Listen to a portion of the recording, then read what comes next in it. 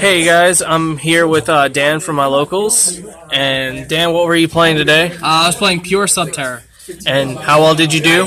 I got top 3. Oh man, he got top 3 with pure Subterrors. Pure Subterror. So no hand traps.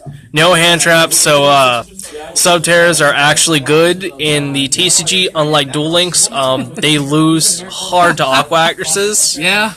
Like I still haven't lost to that, but yeah. So, want to go ahead and deck profile this first, man? Let's go. Let's look at this kick-A mat. I guess you could say I lied. There is one hand trap, our 3 of Subterror Fiendus. Basically, the best way to describe this thing's effect is it's Ash Blossom for any effect in the game. How it works is, you target a face-up Subterror you control, negate the effect of whatever your opponent did, and then the Subterror you targeted goes face down. That's very important. Putting things face down as a quick effect is very good in this deck. Alright. And then, not playing the level 2, it's bad, so we're going to skip right up to the level 3.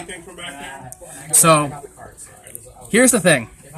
What if I told you Giant Rat and Drillroid would be combined into an $8 card? Specifically my rarities. That's what this is here. Wow.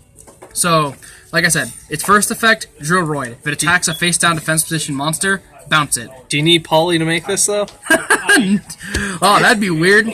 But nah, so, yeah. If it attacks a face-down defense position monster, shuffles it into the deck, which is pretty good. Okay. And then its other effect is, if it's destroyed by battle or card effect, summon any Subterror from your deck. Okay. That's usually what you're using it for. After that, we play 3 Nemesis Warrior. I would play the European foil of him, but they're like 7 a copy, so... Bye, Grant. Hey, Grant. It's loud in here. Anyway, so he has 2 really weird effects. His first effect is a quick where you can, as cost, send a Subterror from your deck to the graveyard. Then as the effect, tribute him and another card you control to summon the one you sent to the graveyard. Normally what you're going to do with this is you're going to summon Yumistrix, the big level 7 guy, attributing him and just anything else. That's usually what I do with him. And his other effect is while he's in the graveyard, if a Subterror monster is flipped face up, he special summons himself from the graveyard. What that's good for is it lets you chain block, so your opponent can't do anything to the Subterror you just flipped up, because all the big ones are flip monsters. Speaking of flip monsters, of course we play the MVP, 3 Subterror Guru, the brand new printed Ultra Rare. It took me so long to find these for some reason, it took me like 3 days. So we can only play Ultra Rare Gurus? Can only play Ultra Rare, the common doesn't exist anymore. Oh man.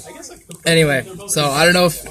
You probably know what this guy does already, but just to recap... Well, I mean, he just got printed like a few days ago. Oh, yeah, that's right! So, just to cover what he does real quick, so, his first effect is when he's flip summoned, search any archetype card, spell, trap, monster, searcher. And his other effect is basically a Book of Moon, target 1 monster your opponent controls, or it doesn't have to be one your opponent controls, it can be one you control too, comes up sometimes, and flip this and the target both face down. And that's a quick effect if you control another Subterror card, which is really good because they have a nice little continuous spell we'll get into later. Makes that effect live pretty much whenever you need it. And basically, this guy forms a little combo with a handful of other cards. We'll go over that when we get to that. Okay.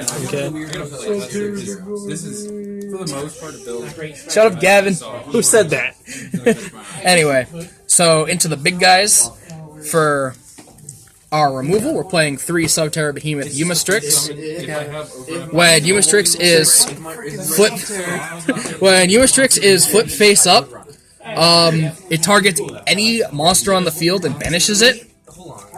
Pretty good removal effect. Wish you could target back row. He also has the biggest defense of all the behemoths for some reason, even though the other ones are bigger in general.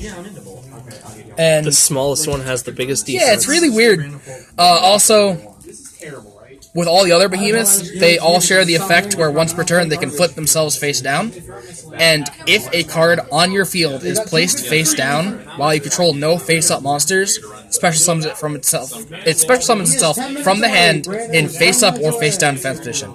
Alright. Really good swarming tool. Basically, you can pendulum summon from the hand all your big guys. Really nice. Alright. Speaking of big guys, our next biggest is Stalagmo. He's Destiny Draw when he's flipped face up. Discard 1, draw 2. Discarding's not a cost 2, so if they ash it, you don't lose any advantage. Pretty nice. Okay. He's just an okay guy. If I wasn't poor, I'd play 3 Extravagance instead of this guy, but he works. I mean, it's a hard enough life for us, so... Yeah, right? Being, you know, budget players. Yeah, budget players with an $8 giant rat. It's crazy. Anyway. I mean, hey. Our next biggest one, the only common in the deck, is Behemoth Spellgeist. And his flip effect is basically Black Rose. His second effect, not the nuke effect. That'd be nice, but no. It's the second effect where you target a monster on the field, make it attack position if it's not already, then make its attack 0. So this is your OTK tool. Konami, please reprint as an Ultra. Dude, I wish. Even a super I'd take, but no. Gotta settle for a common. I mean, aren't the other two Ultra? Yeah, the other two are Ultra, and the only other one I play is also Ultra. Okay. So it'd be nice if he was Ultra too, but that's how it is. Konami, fix that. Yeah, right? Anyway, and then for our last Behemoth and our last monster in general, 3 Ultra Maphis. Oh, hey, it's Fire Doomdozer. Yeah, it's Fire Doomdozer. His effect on flip is he turns all other monsters that are face up, face down. Really great to flip up on your opponent's turn, just to cripple all their plays, because you can't use face downs for Lynx, Xyz, Synchro, anything like that. All they can do with face downs is Fusion or Tribute, basically. Never came up in the tournament, so pretty nice. Okay. So this is just Then on to our spell lineup. We are playing 3 Cave Clash. You play this mostly because its name is Subterror. Because of that, it makes Guru's quick effect live. Okay. But its effect on field is all Subterror monsters you control gain 500 attack and defense for every set monster on the field. So you can easily make your biggest monsters 5,000, 6,000 attack. And the effect stacks too, which is really nice. Alright. And its other effect is, if a Subterror monster inflicts battle damage to your opponent, you get to add a Subterror card from your grave to your hand. So, if you, for example, use Spellgeist, attack into a 0 attack monster for 6,000 damage, you can recycle your Fiendises. Okay. The only hand trap you need is Fiendus, just keep using it over and over and over again. Have you ever OTK'd with this yet? Yes. Actually, in Game 1, Match 1, I was able to use 3 copies of this card in 1 turn, making my Spellgeist 8,000 attack, and attack into a 0 attack monster for a clean game. Wow. Yeah, it was really nice. Wow, that's great. That's beautiful. This deck can OTK, but usually it does like 2 big swings of big damage. Okay. Or otherwise just pokes to death. Okay. It rarely ever like truly OTKs like that. Alright, man. Moving on to the next card. Okay. And the money card of the deck, the field spell, the one and only, how the much Hidden City. How much is this? Sitting at about 30 a copy right now. Oh, It's that's not too bad, That's but not very budget. yeah, it's not budget friendly at all. But it's no extravagance. But yeah. I mean, my budget's like $8. Yeah, I think the only thing I can pick up that cheap is Battle Wasps. right. Yeah, so its effect is when it's activated, you have to search any Subterror monster. Unfortunately, you can't get spells or traps, but that forms in with that combo with Guru I was talking about later. We'll go to that. Okay. Its next effect is you can target a monster you control and flip it face up, which lets you activate your flip effects the turn they're summoned. Pretty nice. And its last effect is gimmicky, doesn't come up too often, that's very nice to have. When your opponent declares an attack, you can negate the attack and flip up any Subterror monster you control.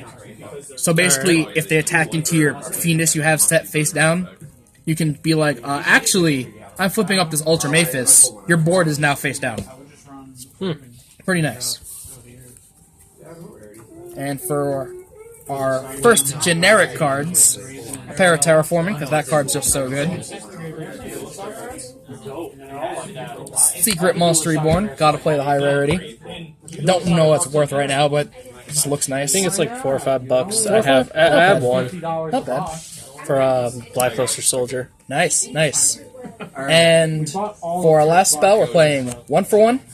1-for-1. Yeah. So in like what people would control or people would call Guru control, usually don't play 1-for-1 because you'd rather have your Fienduses in your hand. But since we're playing pure Subterror, we have a whole bunch of the big monsters. Fiendus's other effect on the field is very important, where it flips itself face down, summon any Subterror monster from hand or graveyard. So we use this to get big monsters on the field real quick. Okay. On Brick's hands, basically. Okay. And then finally onto the traps. We're playing traps? Yeah, we have in 2019? Not just traps. What? Normal traps. Normal traps that have the Scrap Iron Scarecrow effect put themselves back face down.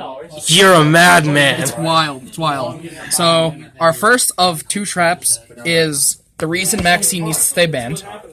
So, what this card does is you either discard or send from the field a flip monster to add a non-flip monster with the same attribute but a lower level.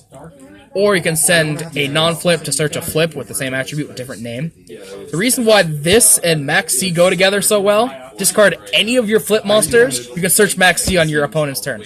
This card is why Max C cannot come back to the game. Single-handedly. Wow.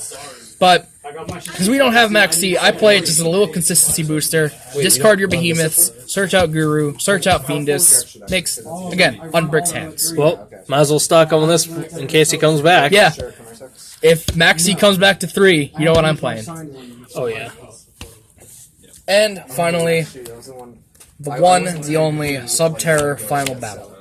This card is wild. It has 4 different effects that you can choose from, and then also it sets itself back over. So the first 2 effects are flip a Subterror face up, or flip it face down. Again, putting things face down as a quick effect is nice. Lets you summon things on your opponent's turn. Flip things face up on your opponent's turn, it turns all of your Subterror effects into quick effects. Ooh. So you get the banish effect as a quick effect, you get the set everything face down effect as a quick effect. Really nice. Then, its third effect is gimmicky, but comes up sometimes. You target a Subterror you control, and its attack and defense become the sum of its attack and defense. So, for example, Guru, who's 1600, 1800, target with this and use that effect, it becomes 34-34 till the end of the battle phase. Wow. Yeah. That effect doesn't come up too often, because Cave Clash usually gives you a bigger boost. Alright. It's nice to have, though. And its last effect, the one you'll be using most often, is, this turn, the activated effects of Subterror cards cannot be negated. Your opponent tries to call by the grave your Fiendus, flip this up, Fiendus still resolves, their effect is still negated. Your opponent tries to Ash Guru, no they don't. They try to Impermanent Guru, no they don't. Very nice effect. And it's not once per turn. So if you have multiple copies of it, you can use multiple effects or multiple stacks of the same effect in the same turn. And then, that's it. No extra deck, no side deck. Where's the extra deck? Boy. Okay. Where's the extra deck? Your monsters are so good on their own, you don't want to get rid of them for Mrs. Radiant or whatever you can. Since all of them are different types, there's not many Link monsters you can make. Since they're all different levels, there's not many Xyz monsters you can make. There's no tuners, there's no synchro monsters you can make. And I'm not putting polymerization to summon basically nothing. So, yeah, no extra deck. Are we in 2004 again? Tribute summons? Yeah. And then the other thing is, if I were to play Extravagance, all the extra deck I'd play, literally I would not be able to summon any of them. I'd play like 15 different hero monsters, just the flex. Alright. Yeah, no side deck because I'm poor and don't have staples. Alright, so, that combo I was telling you about. So, got a little bit of a Trickstar. Hey, what's that? Those aren't mine. I wish they were, though. Anyway, so, our combo is sort of a little Trickstar Candina thing going on here. You know, a few extra steps. Alright. But this sets you up with basically the full setup live. So, putting these over here. So, you activate Terraforming, get Hidden City. Hidden City gets you Guru. Then you set the Guru, use Hidden City's effect flipping it up, and then that will search you either Cave Clash or Fiendus, whichever is not in your hand. Okay. Making Guru's own effect as well as Fiendus Life right there. It's a nice little consistency engine, and this is the whole engine that Guru Control is built around. In Guru Control, you basically replace all the main deck with hand traps. Alright. So would you say this is better than Guru Control? Or? I would not say it's better than Guru Control. I'd say it's more fun than Guru Control. Because, I mean, yeah, you can just be like, oh yeah, Droll Lockbird, Ash Blossom, just Ghost Ogre. Yeah, you can do that, and it's arguably a better deck, just taking the 1-for-1 trades, whittling your opponent down. But that's just not fun. I like summoning big monsters with big attack that do big effects. Alright. That's why I play Pure Guru. You know what we need to do here? We need to have a duel. This versus my 2004 deck. We gotta do that next time. Next time. Alright guys, so Dan, thank you for the deck profile, man. We're probably going to see Dan again on the channel. So, yeah. I mean, it'd be really awesome, kick aim at. So, yeah. Thank you guys, and we will see y'all next time in the next video. Hopefully more here at the local shop. We'll get some more videos here, hopefully. But thank you guys for watching.